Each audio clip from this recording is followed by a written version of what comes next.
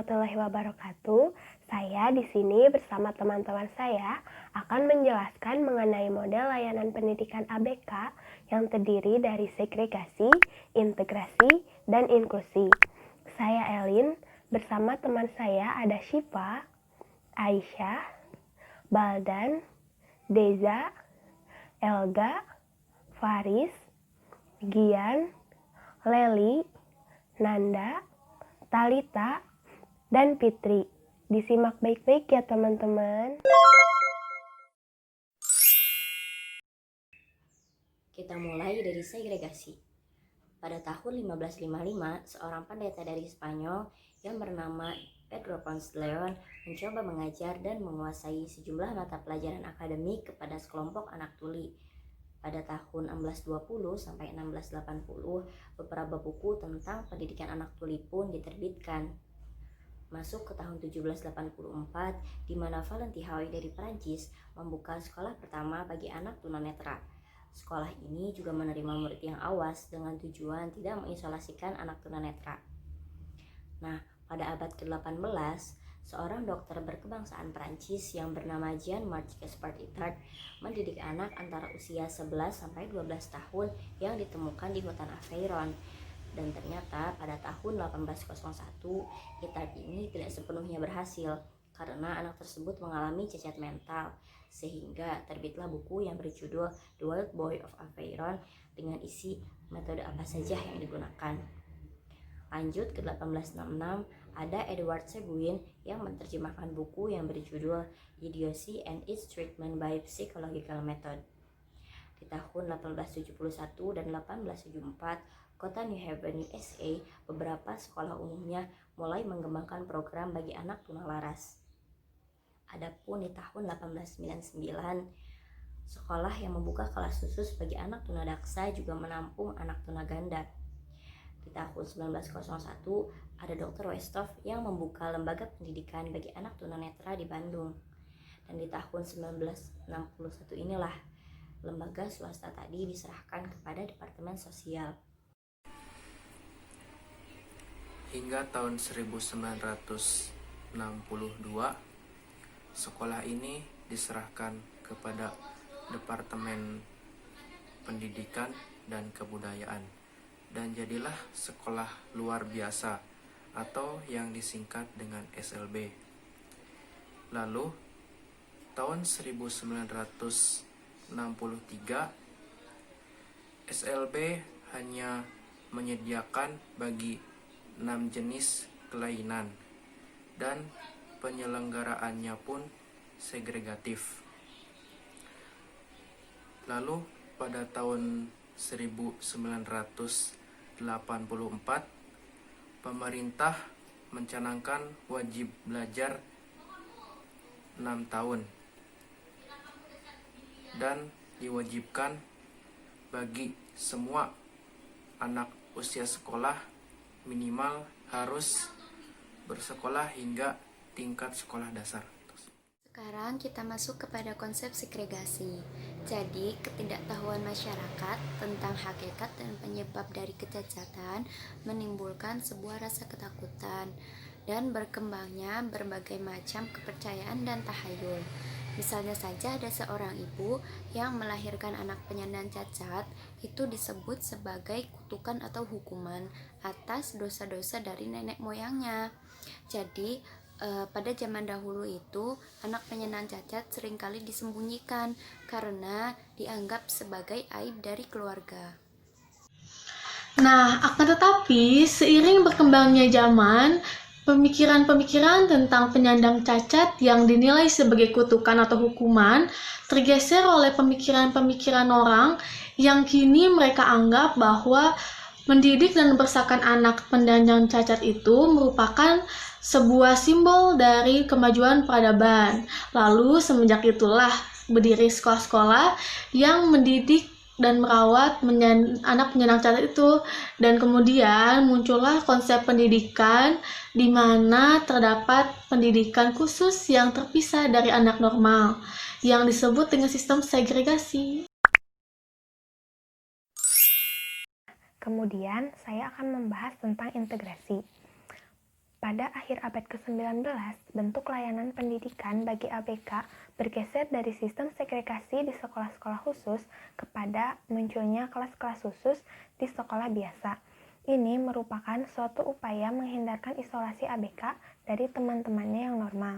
Berdasarkan surat keputusan Kemendikbud nomor 2, Undang-Undang tahun 1986 tentang pendidikan integrasi bagi anak cacat, pada bab 1 pasal 1 poin A menjelaskan bahwa program pendidikan integrasi merupakan salah satu bentuk penyelenggaraan pendidikan di mana ABK belajar bersama dengan anak normal dalam satu kelas dengan guru, kurikulum, dan pengelolaan yang sama.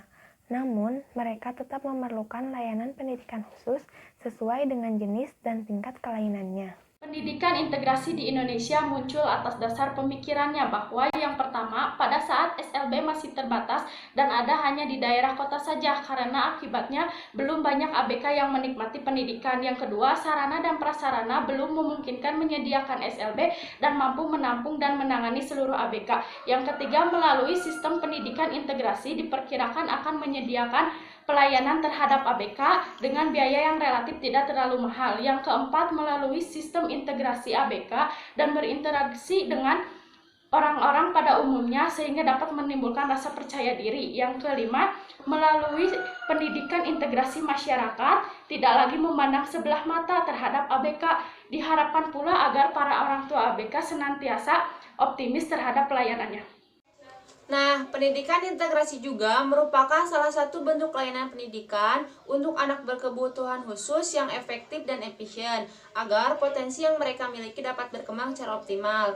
Pendidikan integrasi harus memiliki 4 kriteria. Yang pertama, mampu mengintegrasikan peserta didik luar biasa dengan peserta didik normal dalam suatu lingkungan pembelajaran, termasuk integrasi lokal dan integrasi penuh.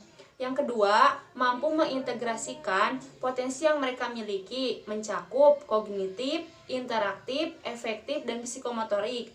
Yang ketiga, mampu mengintegrasikan hakikat manusia sebagai makhluk sosial dalam bentuk strategi pembelajaran.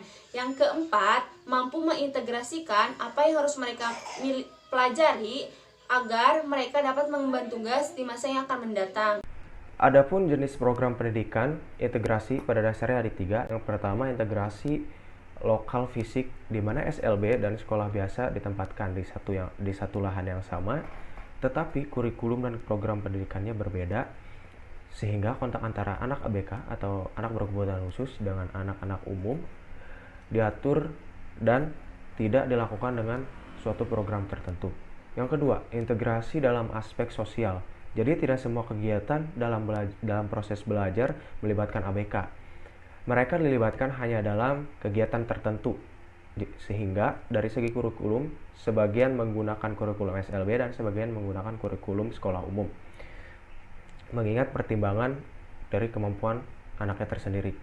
Yang ketiga, integrasi fungsional atau penuh. Dalam program ini, ABK atau anak berkebutuhan khusus dan anak normal melakukan aktivitas bersama dalam seluruh kegiatan. Artinya mereka menggunakan kurikulum, guru, dan kelas yang sama. Tetapi untuk hal-hal tertentu, ABK mendapati bimbingan apabila mendapat kesulitan yang berkaitan dengan hambatannya atau kebutuhannya.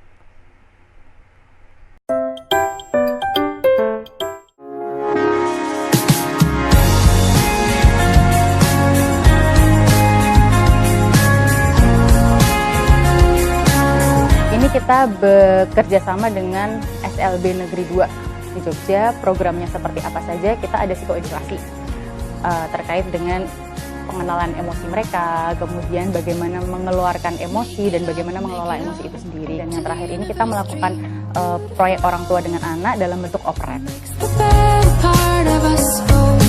Ini karena ini adalah anak-anak spesial. Dan ini titiknya adalah bagaimana terjalin hubungan yang baik antara orang tua dengan anak. Selaku orang tua anak berkebutuhan khusus masih sangat memerlukan pendampingan terhadap anak-anak kami. Kita harus sabar menghadapi anak seperti ini. Kita harus bisa mengembangkan minat dan bakat yang ada pada diri anak kita sesuai kemampuannya. Kita perlu belajar untuk bagaimana menangani anak supaya optimal dan tidak merasa tersakiti anak itu ya. Tapi merasa kita perhatikan terbimbing dan maju ke depannya bisa sesuai dengan apa yang dia pikirkan. Jangan takut karena di luar sana banyak orang yang peduli, banyak orang yang akan membuka tangan untuk Anda dan menjadi sahabat Anda.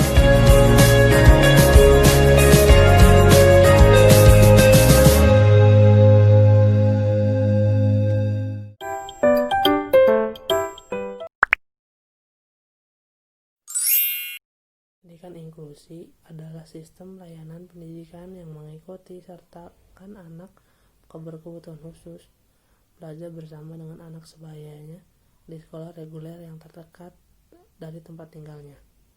Penyelenggaraan pendidikan inklusi memberikan akses yang seluas-luasnya kepada semua anak untuk memperoleh pendidikan yang bermutu dan sesuai kebutuhan individu peserta didik tanpa diskriminasi.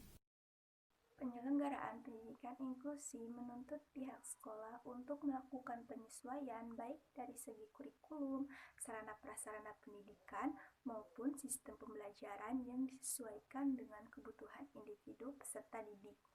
Untuk itu, proses identifikasi ataupun asesmen yang akurat perlu dilakukan oleh tenaga yang terlatih atau profesional di bidangnya untuk dapat menyusun program pendidikan yang sesuai dan objektif. Sejarah perkembangan pendidikan inklusi di dunia pada mulanya diprakarsai dan diawali dari negara Skandinavia.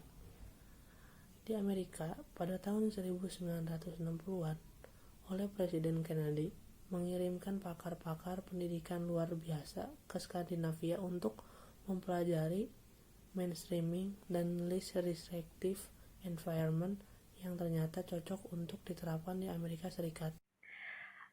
Penyelenggaraan pendidikan inklusif di dunia semakin terutama sejak diadakannya konferensi dunia tentang hak anak pada tahun 1989 ya, dan konvensi dunia tentang pendidikan itu pada tahun 1991 yang diadakan di Bangkok dan menghasilkan deklarasi yang bernama Education for All.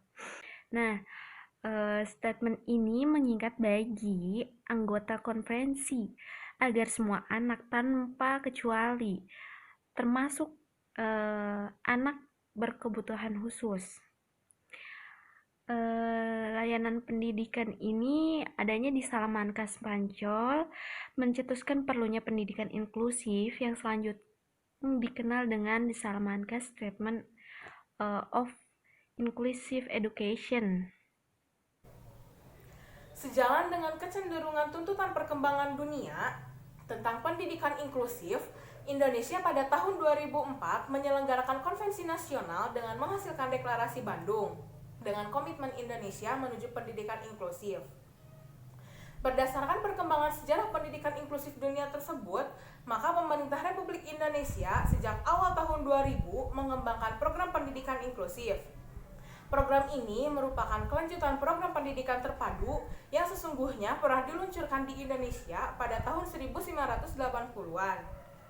Tetapi kemudian kurang berkembang dan baru mulai tahun 2000 dimunculkan kembali dengan mengikuti kecenderungan dunia menggunakan konsep pendidikan inklusif.